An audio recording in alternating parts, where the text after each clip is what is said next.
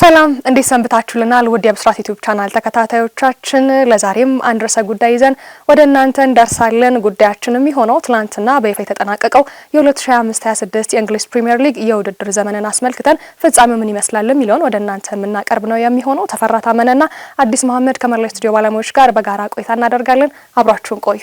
ተፌ እንዴት ነህ? አዲስ እንዴት ቆይተሻል? ሰላም ነው፣ ሁሉ መልካም እግዚአብሔር ይመስገን። አላህ ይመስገን። እንግዲህ ሰሞኑ በተለይ በሀገራችን በእግር ኳሱ በጣም የገዘፈ የደስታ ስሜት ስንመለከት ነበር የቆየ ነው። እርግጥ ነው አስቀድሞ ነው ስኬታማ መሆኑ አርሰናል የታወቀው። ትናንት ደግሞ በይፋ ዋንጫውን ተረክቧል። አዎ ትላንትና በጣም ከተማችን እኛም ያየነው ነው መናገር የምንችለው። በአካል ተገኝተንም ወይም ደግሞ በቴሌቪዥን መስኮቶች የተመለከትነው ነገር መላው ዓለም ድባቡ በጣም ደስ የሚል ነበረ። ለእግር ኳስ ቤተሰብ እግር ኳስን ለሚወድ እግር ኳስን ለሚያፈቅር ሁሉ በተለይ ደግሞ ለአርሰናል ደጋፊዎች ትልቅ ስጦታ ነበረ። በተቃራኒው ደግሞ አንዳንድ ስንብቶች ለበርካቶች ትንሽ የሀዘን ስሜትን ፈጥረዋል። ደስታም ሀዘን የሚያስተዋልንበት እለት ነበረ። እንዳጠቃላይ 2025/26 የውድድር ዘመን እንግሊዝ ፕሪሚየር ሊግ ትናንትና ፍጻሜውን አግኝቷል። አንተም እንደተናገርከው ነው ማክሰኞ ምሽት ጀምሮ ከ5 ሰዓት ወይም ከ6 ሰዓት ጀምሮ ማክሰኞ ምሽት ላይ በጣም ከፍተኛ ድባብ የነበረው ደስታ ነበረ። ደስታው ሰንበትበት አለ። ትናንት ደግሞ በይፋ ዋንጫውን ሲረከቡ ልዩ የሆነ ነገር ነበረ። በጣም በርካታ የዓለም መሪዎች፣ ከፍተኛ ባለስልጣናት፣ ታዋቂ ሰዎች ደስታቸውን አጋርተዋል። እንኳን ደስ አላችሁ መልእክትን አስተላልፈዋል። ከሀገር ውስጥ እስከ ባህር ማዶ ይህንን ተመልክተናል።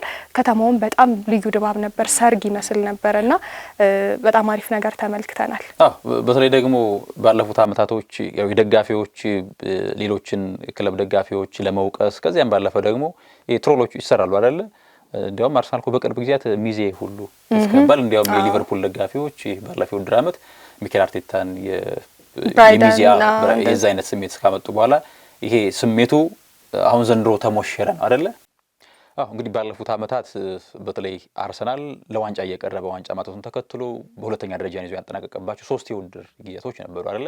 ያንን ተከትሎ እንዲያው በደጋፊዎች እንደ ትሮል በማህበራዊ ስር ገጾች ላይ ይነሳሉ። አሁን የሶሻል ሚዲያው ተጽዕኖ በጣም እየጎላ ስለመጣ እንዲያውም ስም እስከ መስጠት የመቼም የሙሽራ ተከታይ ጊዜ ነውና ሚዜ ክለብ እያሉ ሁሉ የሚነቅፉበት አጋጣሚ ይፈጠር ነበር። በተለይ የሊቨርፑል ደጋፊዎችም ዋንጫ ባሳኩበት እንግዲህ ባለፈው ውድድር አመት ላይ የሚኬል አርቴታ እንደዚሁ ምስል ይዘው ሚዜ በሚል አይነት ያነሱ ነበርና እንደመሞሸር ነው አይደል አርሰናል እና በጣም ይገዝፋል። አንዳንድ ስኬቶች ዋጋቸው እንዲሁ አሳካ ተብሎ የሚታለፉ ናቸው። የአርሰናል ግን እንደዛ አልነበረም አይደል? 22 አመታት ማለት የአንድ ጎረምሳ እድሜ ማለት ነው። ስለዚህ አርሰናልን ዋንጫ ካሳካ የተመለከቱ እንዲያውም በዚህ ዘመን በአቨሬጅ ብንመለከታቸው ውስን ናቸው ብዬ ነው የማምነው እኔ። አሁን ላይ ኳስን በትኩረት የሚከታተሉ የአርሰናል ደጋፊዎች በአርሰን ቬንገር የኢንቪዚብል ስኬት ውስጥ ዋንጫ ተመልክቷል ብሎ ለማሰብ ትንሽ ይከብዳልና በቃ የሊግ ውድድር ስኬትን አልተመለከቱምና ምን ያክል እንዲያውም አንዳንዶች እኮ በስኬት መጣጣት ምክንያት ድጋፍም በተወሰነ መንገድ እስከ ኳስን በትኩረት አለመከታተል ሁሉ እስከ መድረስ የደረሱበት ጊዜ አለና አሁን ኳስን አርሰናል መከታተል ያቆሙትም በቅርብ ጊዜያትም መደገፍ የጀመሩትም ሁሉም በጥቅል ሆኖ ነው ስሜቱን እየተንጸባረቀ የሚገኘውና ዋንጫ ከማሳካትም በላይ ነው። ልክ ቴሪ ዳንኤል ኦንሪ ልክ ዋንጫው ማሳካታቸውን ሲያውቁ እንዳለው ልጄ አርሰናል ዋንጫ ያሳካበት ዘመን ላይ አሁን ላይ ያለ አሳክቷል ብሎ መናገር ይችላል የሚል ሐሳብ ሰጥቷልና በጣም የተለየ ነው። እርግጥ ነው የአርሰናል ገና የቡድኑ አወቃቀር በራሱ ዋንጫ እንደሚያሳካ ግልጽ ነበር። ግን ጥያቄው መቼ የሚለው ነበር አይደለ? ለዋንጫ በተለይ 2023/24 የውድድር አመት ላይ አርሰናል ዋንጫ ብቻ ነበር የጎደለው። ሁሉም ነገር የነበረው ቡድን ነበር። ተነሳሽነቱ የቡድኑ ቲም ስፕሪት እንዲያውም ይሄ ወርልድ ክላስ ባልነበሩ ተጫዋቾች ብቻ የተገነባ ቡድን ነበር። በውስን ሪሶርስ ነበር እዚያ ደረጃ መድረስ የቻለውና ነገር ግን ዋንጫ ሲጎለው በፔፕ ጓርዲዮላ ልህቀት ምክንያት ነበር ዋንጫውን ያጣው ሚኬል አርቴታና ቡድኑ ዋንጫ እንደሚያሳካ አይደለም የአርሰናል ደጋፊዎች የተቃራኒ ቡድን ደጋፊዎችም ይረዱታል። ምክንያቱም የሚያጠግብ እንጀራ ከምጣዱ እንደሚባለው አርሰናል ሂደቱም ስብስቡም ያስታውቅ ነበር። አሰልጣኙም ትረስት ዘ ፕሮሰስ ብሎ ነበር የጀመረው። ለዚህም ነው አይደለ በመጣ በ7ኛ አመት ነው ዋንጫን ያሳካው አርቴታ። ለምን ይሄን ያህል ጊዜው ሊሰጠው ይችላል እየተባለ ነበር። አሁን ላይ እንኳን ከረንትሊ ይሄ ዋንጫ ካላሳካ በቃ መልቀቅ አለበት እየተባለ እንደው ዘመቻ እስከ መከፈት የደረሰበት ሁኔታ ነበርና እሱ ቃሉን ጠብቋል ማለት በቃ ሂደቱን ማመን አለብን እሱን ደግሞ ጠብቆ 7ኛው አመት ላይ ክለቡን በተረከበ እንደው ሁለተኛንም እንደ ትልቅ እንትን እናያለን እንጂኮ እንደ ሽንፈት እንደሚዜ እየተባለ ይጠራል እንጂ ለአርሰናል በእነ ቬንገር ጊዜ ከዛ እና ኤምሬ በጣም በርካቶች አሰልጣኝ ተቀይሮ በመጣበት ጊዜ እንኳን እኮ ቶፕ 4 ለአርሰናል ትልቁ ስኬት ነበር ሁለተኛ መምጣት ደግሞ አርሰናል ከነበረው ስኬት አንፃር በጣም ትልቅ ስኬት ነበር የሆነው ነገር ግን እንዳልከው ነው ሶሻል ሚዲያውም የራሱ የሆነ ተጽዕኖ ይፈጥራል እንጂ ሁለተኛም ለአርሰናል ትልቅ ነበር ምክንያቱም ላሳለፉት አመታት እስከ ቶፕ 4 መጨረስ የቶፕ 4 ክለብ መሆን ነበርና ይሄንን ነገር በአርቴታ ስር ነው ያየው አርቴታ ደግሞ ይሄን ሲያሳካ በክለቡ ተጫውቶ እንደገና ደግሞ ዋንጫን ያሳካ ቡድን ሆኗልና እንግዲህ ይሄ ድል 22 አመት ለጠበቀ እንዳልከው ዘ ኢንቪንሲብል በነበረበት ጊዜ ጀምሮ ሲደግፍ ለነበረ ደጋፊ ከዛም በኋላ ደግሞ በርካታ አመታትን የአርሰናል ደጋፊ ለሆነ 22 አመት እኮ ቀላል አይደለም አንተም ቀድሞ ተናግረዋል አይደል አንድ ልጅ ተወልዶ አድጎ ዩኒቨርሲቲ ገብቶ ተመርቆ ስራ የሚይዝበት ጊዜ ነውና ይሄን ድጋፍ ይሄንን የደጋፊ ድባብ ይሄንን ደስታ ቀላል አይደለም ይሄ የአንድ ዋንጫ ስኬት ብቻ አይደለም የዚህ ሁሉ አመት ያልሸነፍ እንዴት ነው ወደታች መገፋት እንደገና ሁሉ ተስፋን መጠበቅ ማሳያ ነው ይሄን ሁሉ የተመለከትንበት ስለነበር የትናንቱ ድባብ እንደውም ያን ያህል እንደተጠበቀው አይደለም ሁሉ ልትል ትችላለህ ግን ቀድሞ በተለይ ዋንጫ ማሳካቱ ማረጋገጡ ትንሽ እንዲያው የሚገርምሽ ባንዳንድ አካባቢ ሲንቀሳቀስ ነበርና እንዲሁ አይዲያዎችን ከደጋፊዎች ሳወራቸው ነበርና የሚገርምሽ ለ10 አመት 2010 ላይ ነው የጀመርኩት የቬንገሩን ኳስ አይቼ የሚለው ስሜቶች አሉና ከዛ ከሆነ ሰዓት ላይ ባርሳል ውጤት ማጣት ምክንያት በቃ እስከመረበሽ ደበር ነበረ ከዛ ኋላ ኳስ መከታተል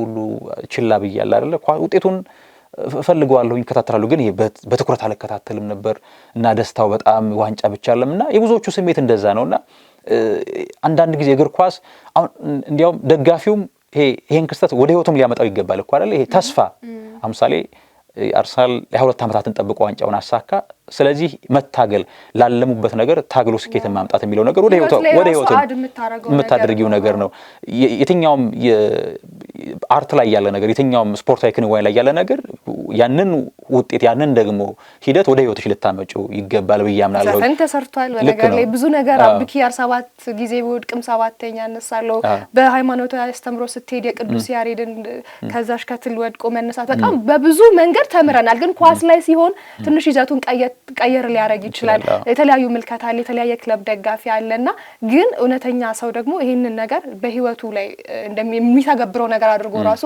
መመልከት ይችላልና ወድቆ አለመቅረት እንዳለ ወድቆ መነሳት እንዳለ ከብዙ ልፋት ጥረት በኋላ ከተስፋ ሳይቆርጡ እዚህ መድረስ ወይም ደግሞ ስኬት ላይ መውጣት እንደሚቻልም እኮ አንዱ ማሳያ ነው አይደል አዎ ልክ ነው በትልቁ ማሳያ ነው ከብዙ ነገር በላይ እንግዲህ የተነቀፈው የተወቀሰው መልቀቅ አለበት በጣም ፈሪ አሰልጣኝ ሲባል የነበረው ሚኬል አርቴታ ይበልጥ ሁሉም ነገር የሚገባው ሰው ነው የሚገርምሽ ዋንጫ ማሳካቱን ካረጋገጠ በኋላ በቀጣዩ ቀን ምናልባት አማዞን ፕራይም ይመስለኛል የተወሰነ አጥር ያለ አንድ ወቅት ሚኬል አርቴታ ከመጣ በኋላ ውስን እንደ ዶክመንተሪ ነገር ስመለከት ነበርና ካስታወሽ አርቴታ ከመጣ በኋላ ሁለት ጨዋታዎች ላይ ሽንፈት ገጥሞት 20ኛ ደረጃ ላይ የተቀመጠበት ጊዜ ያስታውሳለሁና ልክ ያ የጨለማ ጊዜ ይመስል ነበር ነገር ግን ሚኬል አርቴታ ምን ጊዜም ልክ በአንድ ሰፊ ዋሻ ውስጥ መቅረዝን ጫፍ ላይ አቆሞ የሚጠብቅ ብርሃን የሚጠብቅ ታላቅ መሪ ነውና የስታን ክሮንኬ ጆሽ ክሮንኬ መጥቶ በዚህ ስብስብ ውስጥ ከሁሉም በላይ አንተና ምንሃለሁ ይለዋል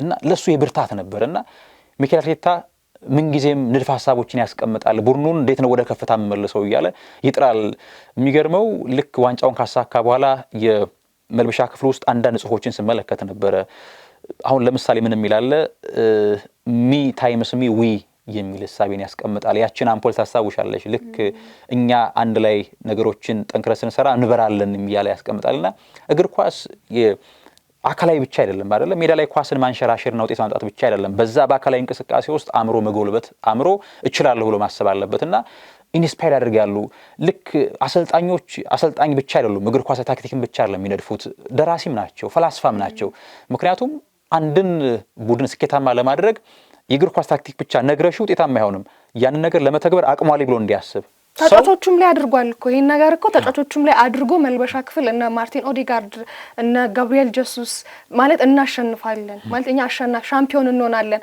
ይሄን ነገር የሱን እምነት ተጫዋቾቹ ላይ አጋብቶታል ወይም ደግሞ እነሱ ላይ ተንጸባርቋልና ያንን ነገር ደግሞ በእነሱ ውስጥ ታየዋለ ተናግረውም ነበር አይደል እነ ጋብሪኤል ጀሱስ በመልበሻ ክፍል ምን አይነት ወኔ ኖራቸው በቃ አሸናፊ እንደሚሆኑ ይሄን ሁላ ጥንካሬ ካሰልጣኛቸው እንደወሰዱም ታምናለ ሜዳ ላይ ገብቶ ከመጫወት በዘለለ ደግሞ ስነ ልቦናቸው ላይ የተፈጠረው ነገር ያሸናፊነት ስነ ልቦና እንዴት እንደተሰራባቸው አንዱ ማሳያ ነው መጨረሻ ላይ ግን ቃሉ ተፈጽሟልና ሻምፒዮን እንሆናለን እናሸንፋለን ያሉት ነገር ይሄ ሁላ ውጣ ወረድ ግን እኛ እዚህ ጋር ቁጭ ብለን የምናወራው ቀላል መንገድ እንዳልሆነ አንዱ ማሳያ ራሱ አሰልጣኝ ሚኬል አርቴታ ነው ትዳሩን ቤተሰቡን ትቶ ነበር አይደል ይሄን ሁላ ነገር ሲያደርግ የነበረው ትቶ ማለት አብሮ አለ ነገር ግን ብዙ ነገር ሚስቱ በጣም ለዚህ ነገር በጣም ዋናዋ ሰው እንደሆነ እሷን ብቻ ለይቶ ሲያመሰግን ነበር ዋንጫ ሲያሳካ ራሱ አላየም ነበር ሌሎች ተሰብስበው ሲያዩ በልምምድ ሜዳ ተጫዋቾቹ ያን ሞመንት በጣም ሲካፈሉት እኛም አይተናል አይደል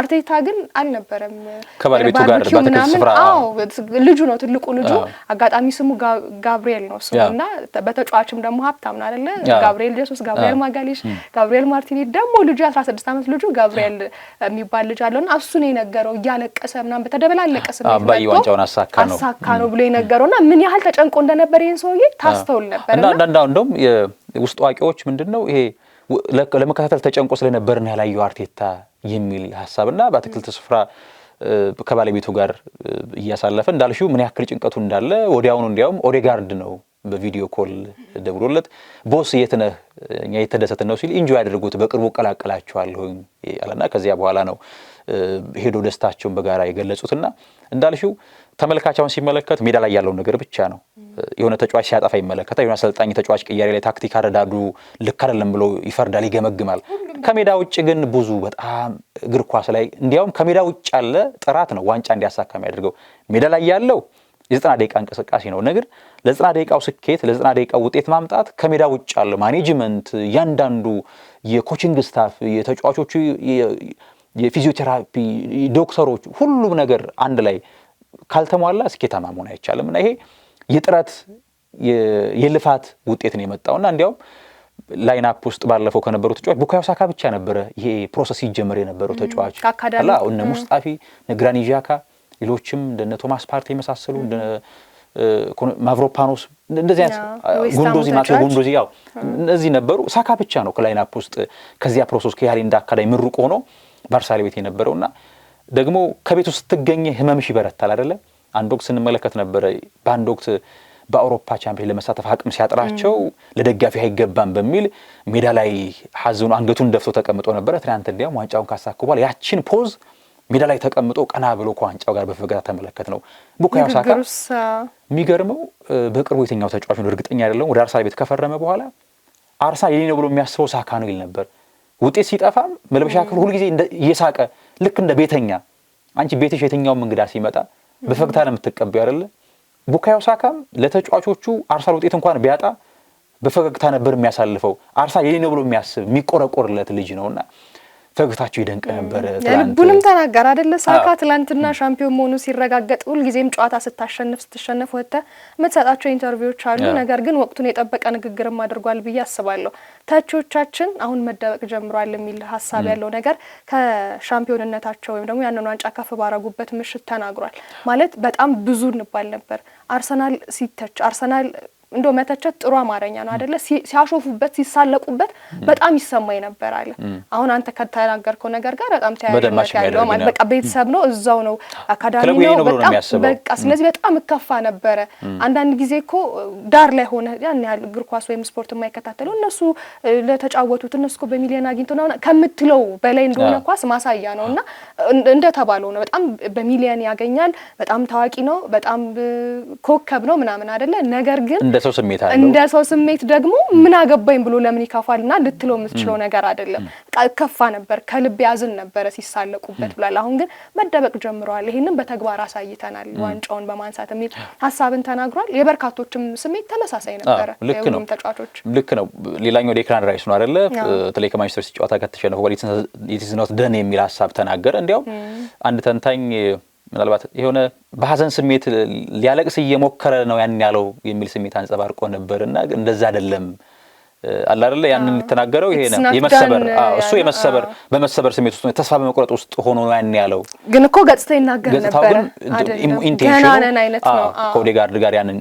አሳየ ለራይስ ብዙ ነገር ይገባዋል ወደ አርሰናል ቤት ከመጣ በኋላ ዝውውሩም ስቴትመንት ነበር ሲጀመር አርሰናልን ወደ ከፍታ እንደሚያመጣው ግልጽ ነበር በተለይ ከአመት አመት በጣም አፕግሬድ እያደረገ ነው የመጣው ይሄ በጣም ፒውር 8 ቁጥር በቃ ከሳጥን ሳጥን የሚታትር ለቡድኑ አለኝታ የሆነ ለቡድኑ መከታ ይሄ ባጅ ያላደረገ ነገር ግን የአምበልነት ይሄ እንዴ የዝውውር ጊዜ አጋማሽ ላይ ወይም ደግሞ ጃንዋሪ ምናምን ጀምሮ የቀድሞ ተጫዋቾች እነ ፖል ሜርሰን ካልተሳሳትኩኝ ራይስ ነው በቃ መሆን ያለበት አምበል እየተባለ በጣም በርካቶች ሲናገሩለት ቅሬታ ነበራቸው በቃ እሱ ነው መሆን ያለበት ባለው ካራክተር ላይ ጥያቄ ነበራቸው በቃ በብዙ ነገር ፊት ያረጋል ብለው እሱን ሲያነሱ ነበር ስለ ተናገራት ቃል ደግሞ ካወራ አይቀር በርካቶች ምን ይያሉ ነው በአለም ድንቃድንቅ እንኳን ማለት ሳይሆን ይሄ ታሪካዊ ለምሳሌ ኤካሌ እንዲኮ ተናገረ ተብሎ ሁሉ ጊዜም ከትውልድ ትውልድ የሚተላለፍ ቃላት አለ አይደል ታላላቅ አርስቶትል እንደዚህ ያለ ኤድሰን እንደዚህ ያለ እንደሚባለው ሁሉ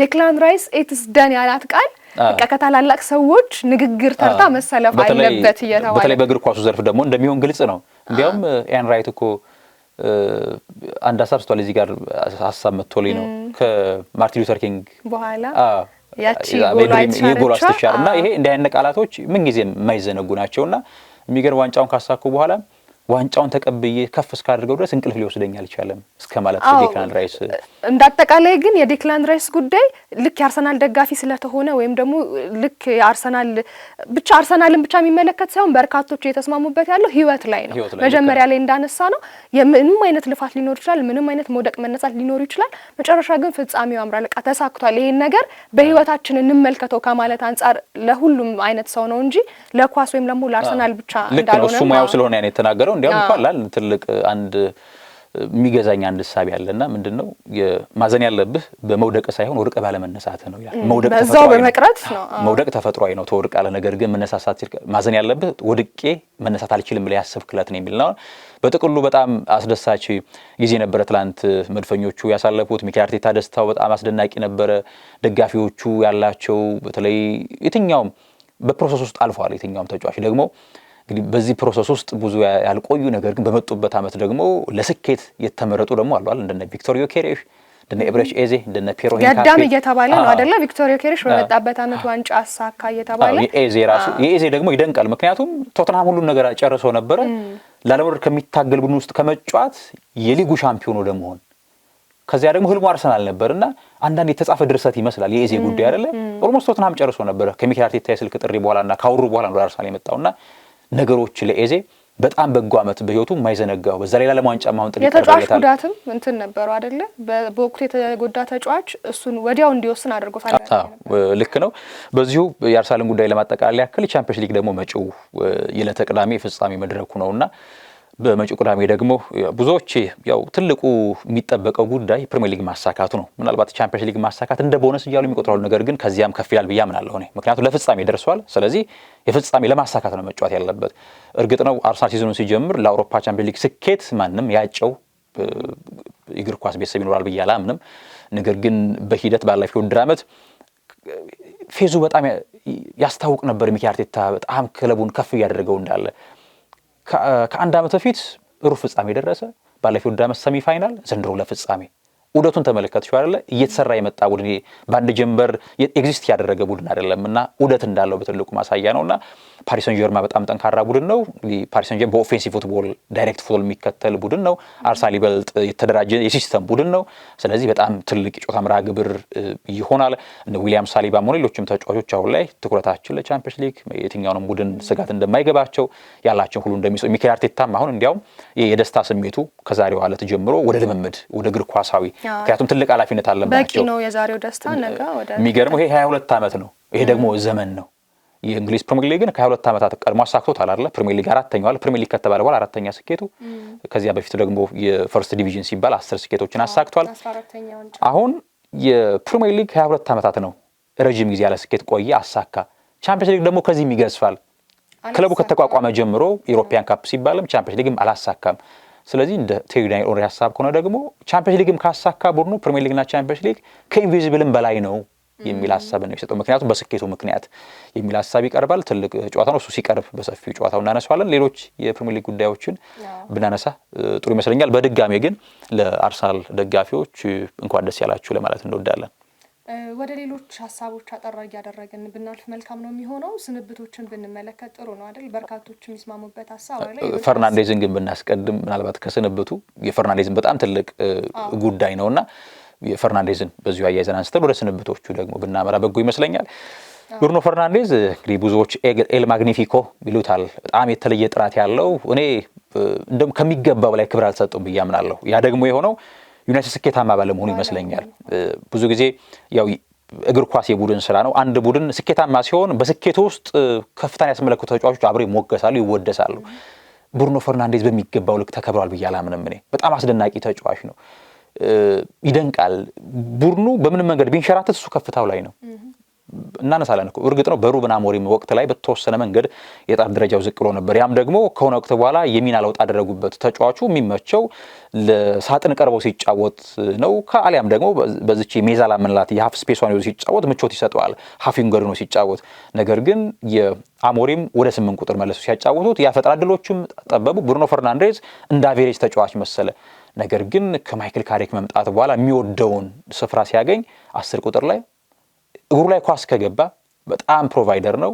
በጣም የተለየ ጥራት ያለው ተጫዋች ነውና አንዳንዴ እኔ ብሩኖ ፈርናንዴዝ በስኬት በቡድን ስኬት እግር ኳስ ዘመኑ ሳይቋጭ የሚያልፍ ከሆነ በጣም የሚያሳዝን ነው። ምክንያቱም እርግጥ ነው ትናንት ክብረ ወሰኑን በአንድ የውድድር ዓመት ከፍ ያለ አሲስት በማድረግ የቴሪ ዳንኤል ኦንሪና የኬቨን ዴ ብሮይነን 20 አሲስት የማድረግ ወደ 21 ከፍ አድርጓል። ይሄ ለሱ ይገባዋል።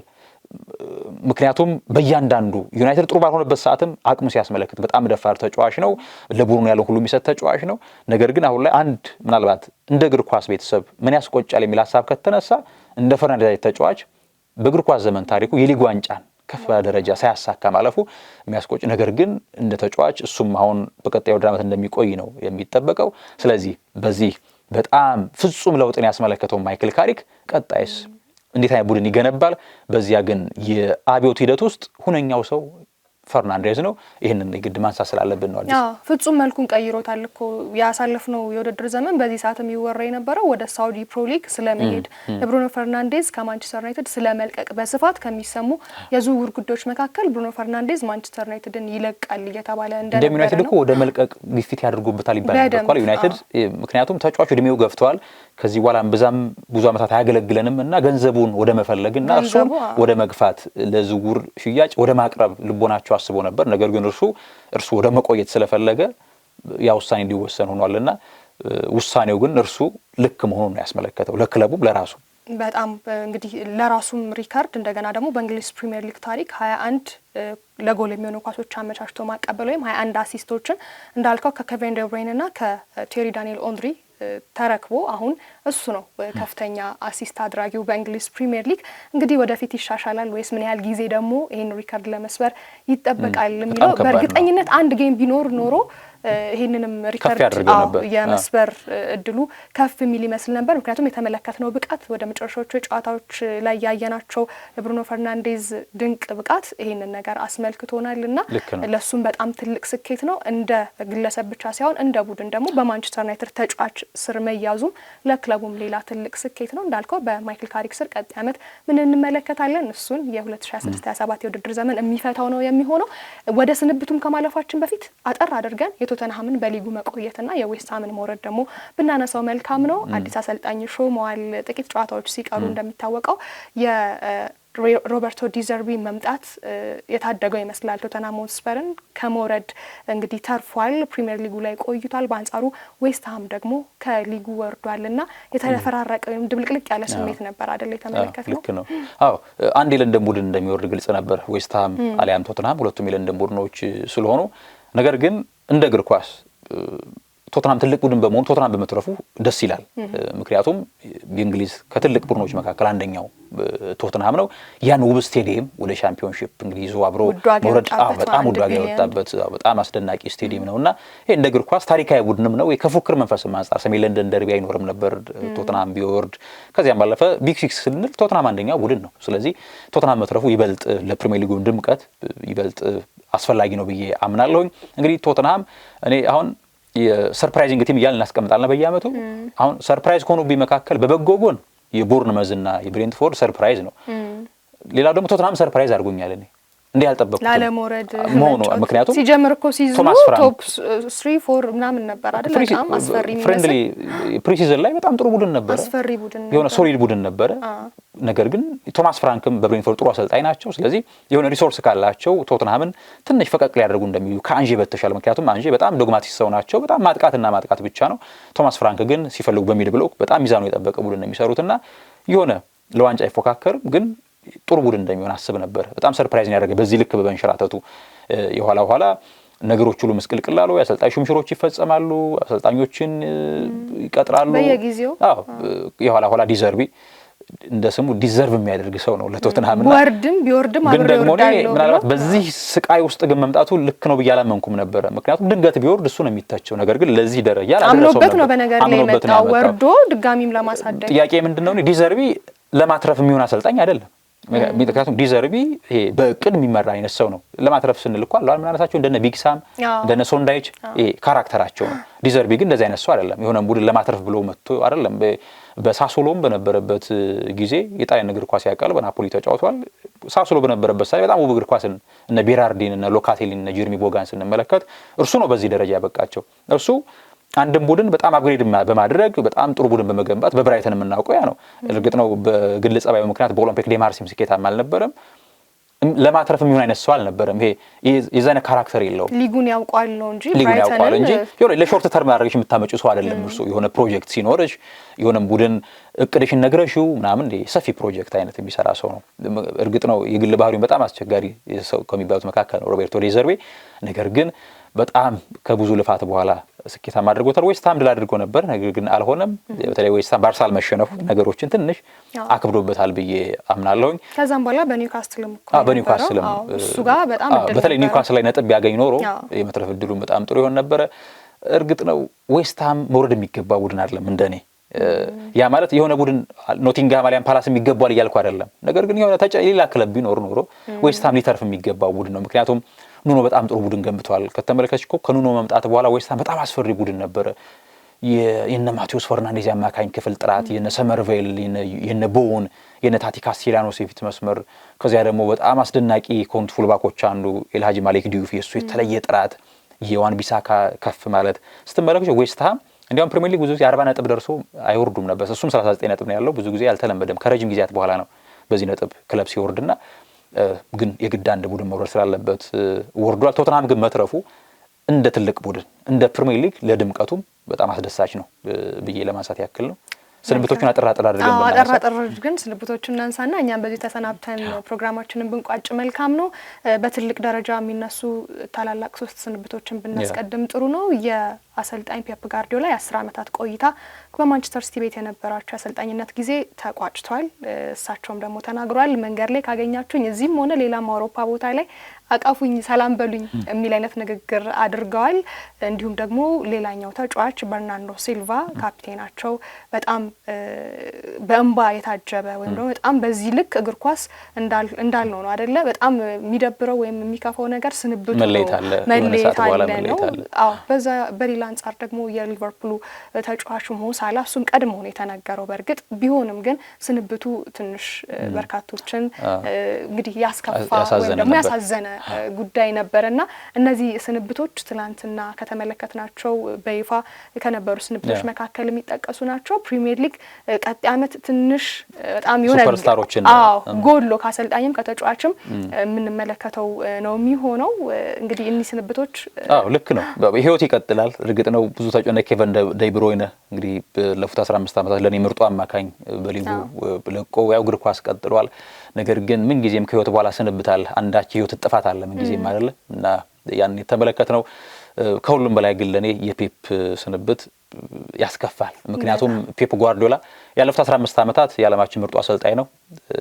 ከምን ጊዜዎችም ከሚሉት መካከል ነኝ እኔና ፔፕ እግር ኳስን በልህቀት የተረዳ እግር ኳስ በከፍታ ሰዎች እንዲረዱ ያደረገ በእያንዳንዱ ሂደት ለእግር ኳስ የኖረ ሰው ነው፣ ራሱን የገበረ ሰው ነው ብዬ ነው የማምነውና ፔፕ ጓርዲዮላ ከሚወደው ማንቸስተር ሲቲ 10 ዓመታትን ቆይቶ 20 ዋንጫዎችን አሳክቶ ለመለያየት ለስንብት የምንም ምክንያት የለኝም ነው ያለው። ጊዜው ስለሆነ ብቻ ነው የሚል ሐሳብን ሰጥቷል።